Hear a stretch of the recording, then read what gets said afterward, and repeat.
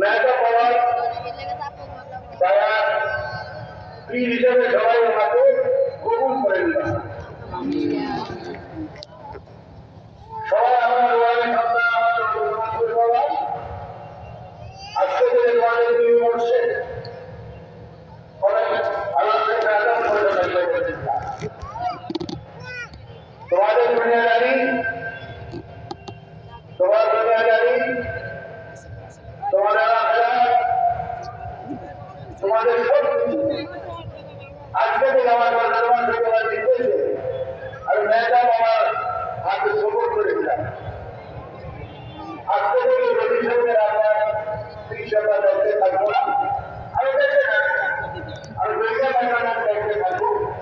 তোমাদের আমি চেষ্টা করবো বসালে কাজ না করার জন্য সব করবো, কিন্তু এখন ধরে অধিবেশী চিকিৎসা আসতে সবাই মেয়েটা বাবাকে নিয়ে না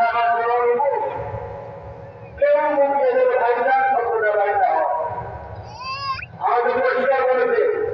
কেউ যদি মেয়েটা বাবাকে ভাইজান করে সম্বোধন করে তার সঙ্গে আমি আমার সমস্ত সম্পর্ক বিচ্ছিন্ন করবো।